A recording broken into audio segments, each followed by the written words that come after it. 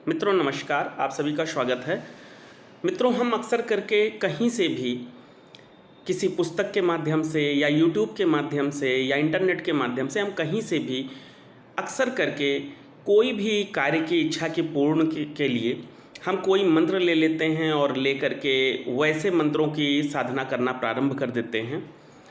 मित्रों, ये जो साधनाएं होती हैं, ये अगर सही पूरे नियम से ना की जाएं, किसी विशेष जो व्यक्ति इनको कर चुका है अपने गुरु के शरण में, अगर ऐसे ही सिद्ध गुरु के बगैर शरण के हम इसको करते हैं तो इनमें फ़ायदा के स्थान पर हमको बहुत अधिक नुकसान होने का भी खतरा रहता है।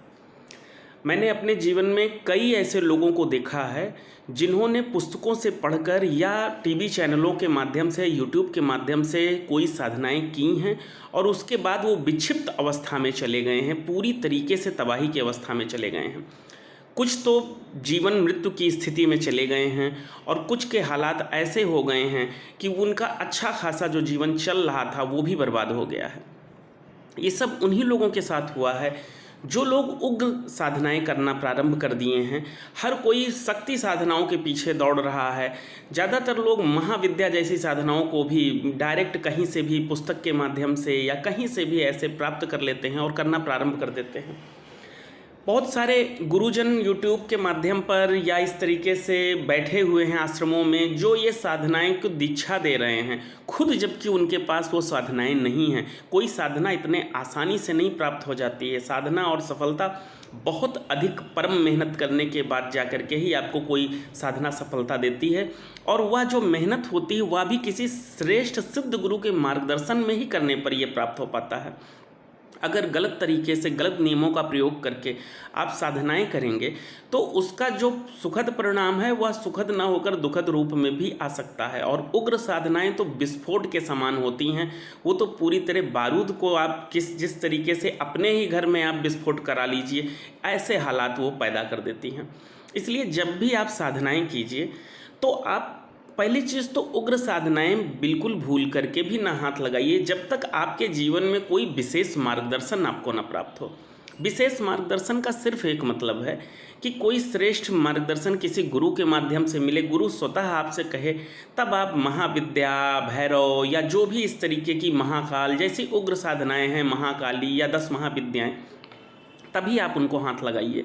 अन्यथा सिर्फ सफलता को देख करके कि किस साधना से क्या सफलता होती है, आप उसके लालच में पड़ करके वैसी सफलता प्राप्त करने के और आप वो साधना प्रारंभ कर देते हैं। और होता ये है कि उस साधना का जो ऊर्जा होती है वो ऊर्जा उग्र रूप की होती है, आप सह नहीं पाते हैं और वो आपके जीवन में बहुत सारी नकारात्मक परेशानियों को खड़ी कर देती है। कभी कभी तो व्यक्ति बहुत अधिक विक्षिप्त अवस्था में चला जाता है जहाँ पर वह पागल हो सकता है। यहाँ तक कि गंभीर रूप में अगर कोई व्यक्ति बहुत अधिक उग्र रूप में ये साधनाएं करता है और किसी गुरु का मार्गदर्शन नहीं है तो उसकी मृत्यु तक हो सकती है। इसलिए गलती से भी इन तरह की साधनाओं को मत उठाइए। अगर व्यक्ति को उसके नसीब में ऐसी विद्याएं लिखी होती हैं, अगर इस तरीके की साधना लिखी होती है तो स्वतः उसको गुरु भी मिल जाते हैं। लेकिन यदि किसी व्यक्ति को साधनाएं करनी हैं और गुरु नहीं मिल पा रहे हैं तो जगह जगह भटकने से अच्छा है कि आप जिस भी इष्ट को मानते हैं, जिस भी इष्ट में मन लगता है, चाहे राम में, कृष्ण में, शिव में, नारायण में, महादेवी में, दुर्गा में, जहाँ भी लगता है, आप सर्वप्रथम उनके नाम मंत्रों का, नामावली का पाठ करें, स्तोत्र करें। एक सामान्य जो गृहस्थ पूजाएं बनाई गई हैं पहले आप उन्हीं को करें। अगर उनको करने पर आपको वहाँ आगे बढ़ना वो देवता स्वीकार करते हैं तो स्वतः ही वो आपको मार्गदर्शन दे देंगे। आप उन्हीं से प्रार्थना करें कि हमको एक श्रेष्ठ गुरु दे दीजिए जिससे कि हमको आपकी ये विद्या प्राप्त हो सके। इतने आसानी से ऐसा करने से भी इतने आसानी से श्रेष्ठ गुरु नहीं मिलने वाले, क्योंकि हर चीज़ के पीछे आपके पूर्व जन्मों का जो प्रारब्ध होता है, आपका जो नसीब होता है, आपका जो भाग्य होता है, वो भी बहुत मायने रखता है। पूर्व जन्मों के किए कर्मों से अगर आपको उस स्तर की उपलब्धि हासिल होना लिखी होती है तब तो वो बहुत ही आसानी से आपको मिल जाती है, और अगर ऐसा नहीं लिखा होता है तो उसके लिए आपको घोर कर्म करना पड़ता है। लेकिन कर्म अगर आप डायरेक्ट ही किसी उग्र साधना के रूप में करने लगते हैं तो उसका अगर आपको सुखद फल मिल सकता है तो उसका आपको जो बुरा फल है वह भी मिल सकता है। उसी देवता के कोप के भी शिकार हो सकते हैं, क्योंकि हर साधना के अपने नियम हैं। और जब तक गुरु की कृपा नहीं होती, गुरु की इच्छा नहीं होती, गुरु की इच्छा ही गुरु की दीक्षा कहलाती है, जब तक गुरु की इच्छा नहीं होगी तब तक आप उसमें मार्ग नहीं पा सकते, आगे की सीढ़ियाँ नहीं पा सकते हैं, कितना भी कोशिश कर लीजिए। इसलिए आपको जो भी साधनाएं करनी हैं, पहली चीज़ तो गृहस्थ साधनाएं ही करिए, और जो सौम्य साधनाएं हों उन्हीं को करिए। भगवान राम की करिए, भगवान कृष्ण की करिए, माता दुर्गा की कीजिए, लेकिन इनकी सबकी उग्र साधनाओं में मत चढ़िए। उग्र साधनाएं मतलब जिन साधनाओं से कोई बड़ी क्षति हो सकती है आपकी या किसी और की, ऐसी साधनाओं में न पड़िए। आप इनकी नामावली का पाठ करिए, इनके नाम के मंत्रों का जप करिए, ये सौम्य साधनाएं हैं, और इनको भी एक गृहस्थ के नियम के दायरे में करिए। ऐसा नहीं कि जहाँ मर्जी जैसे मर्जी करने लगे, इनके भी नियम हैं। वो नियम आम तौर पर आपको मंदिरों पर जो पंडित जी लोग होते हैं ये बता सकते हैं, या ये नियम आपको ग्रंथों में भी मिलेगा, तो वहाँ से भी आप प्राप्त कर सकते हैं। आमतौर पर ये नियम हर किसी को मालूम होते हैं, क्योंकि हर किसी के घर में पूजा पाठ होती ही रहती है। तो आप इन तरीके की साधनाओं को करिए, और यहाँ से आपकी सीढ़ी एक एक करके ऊपर अपने आप बढ़ती जाएगी।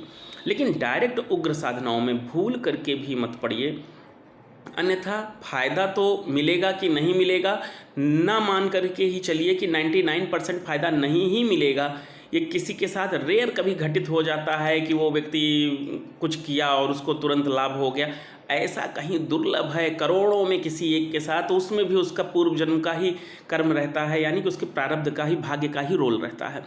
लेकिन जो आम तौर पर व्यक्ति पूजा पाठ करते हैं, इनको बिल्कुल सौम्यता वाली पूजाएं ही करें, जिससे कि ना आपका नुकसान हो और न ही आपके घर परिवार का नुकसान हो। बहुत सारी उग्र साधनाएं तो जिस घर में होने लगती हैं, पूरे घर में अशांति का माहौल खड़ा हो जाता है, पूरे घर में तबाही मच जाती है। इसलिए आप गलती से भी इस तरीके की साधनाएं ना करें, सिर्फ सौम्य साधनाओं को ही करें। सौम्य साधनाओं में अगर कुछ भी ना समझ में आए, भगवान गणेश के नामों का जप कर सकते हैं आप, उनके नामावली आ सकती है, माता दुर्गा की नामावली है उनको कर सकते हैं, विष्णु सहस्त्र नाम कर सकते हैं, शिव सहस्त्र नाम कर सकते हैं, कृष्ण सहस्त्र नाम कर सकते हैं।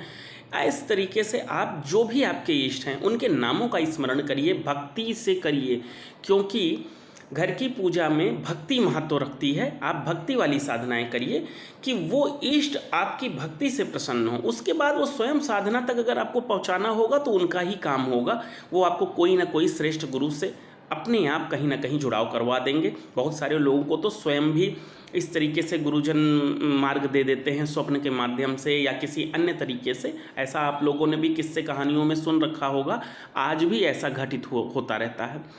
इसलिए कभी भी इस तरीके की उग्र साधनाएं न करें। अभी नवरात्रि आ रही है, बहुत सारे लोग पहले से ही नवरात्रि की साधनाएं देना शुरू कर दिए हैं कि आप ये साधना कर लीजिए धन वर्षा हो जाएगी, ये साधना कर लीजिए तो ऐसी विद्या मिल जाएगी, ऐसी सिद्धि मिल जाएगी।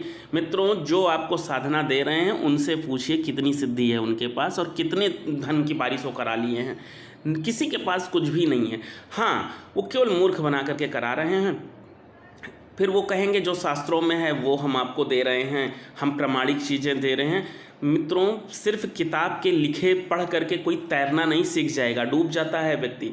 सिर्फ अगर किताब के लिखे या कहीं किसी की पुस्तक से मिल करके या यूट्यूब के माध्यम से कोई तैरना सीख जाए या कोई जो है ट्रेन चलाना सीख जाए, प्लेन चलाना सीख जाए, तो फिर गुरु की आवश्यकता ही क्या रह जाएगी। फिर तो गुरु की कोई कीमत ही नहीं रह जाएगी। आपको किसी पुस्तक की ज़रूरत नहीं है, श्रेष्ठ गुरु की ज़रूरत है किसी भी साधना में सफल होने के लिए। और श्रेष्ठ गुरु दो तरह से मिलते हैं, या तो आपके भाग्य से मिलते हैं, आपके प्रारब्ध से मिलते हैं, या तो आपके वर्तमान कर्म से मिलते हैं। वर्तमान जीवन में कर्म करने के लिए आपको भक्ति करनी पड़ेगी। किसकी भक्ति करनी पड़ेगी? जिस भी इष्ट में मन लग जाए उसी इष्ट के रूप में भक्ति कर लीजिए।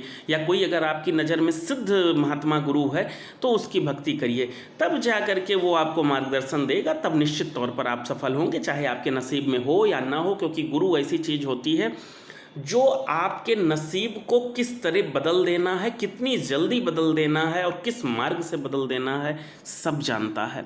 ये सिर्फ और सिर्फ गुरु ही कर सकता है। आपके मन को कैसे कंट्रोल करना है गुरु करा देगा, क्योंकि उसको अनुभव है, वो अपने जीवन से सब कुछ सीखा हुआ है। लेकिन बिना गुरु के या बिना सच्चे गुरु के, क्योंकि सच्चा गुरु मिलना जरूरी है, बिना गुरु के या बिना सच्चे गुरु के कोई व्यक्ति संसार में ना तो सफल हो पाया है ना हो पाएगा। और जो लोग भी बाई चांस कभी कभार हो जाते हैं उसमें उनके पूर्व जन्मों का कर्म होता है, उनका प्रारब्ध होता है, और उस जन्म में भी कोई ना कोई गुरु का हाथ होता है या अदृश्य रूप से किसी न किसी गुरु का ही हाथ वहाँ पर भी रहता है। ऐसे बहुत सारे लोग हैं जो बिना किसी साधना के सफल हो जा रहे हैं, उनकी इच्छाएं बहुत बड़े लेवल पर आध्यात्मिक पूर्ण हो जा रही हैं, तो उनके भी इतिहास में जीवन में कहीं ना कहीं उनके लेख में मिलता है कि उनको भी अदृश्य रूप से गुरुओं ने प्रेरणा ही दी थी। चाहे आप आचार्य श्री राम शर्मा का उदाहरण देख लीजिए या इस तरीके के बहुत सारे साधु संत महात्मा हुए हैं। आज के लिए इतना ही, आगे फिर किसी अन्य विषय पर चर्चा करेंगे। जय महादेव।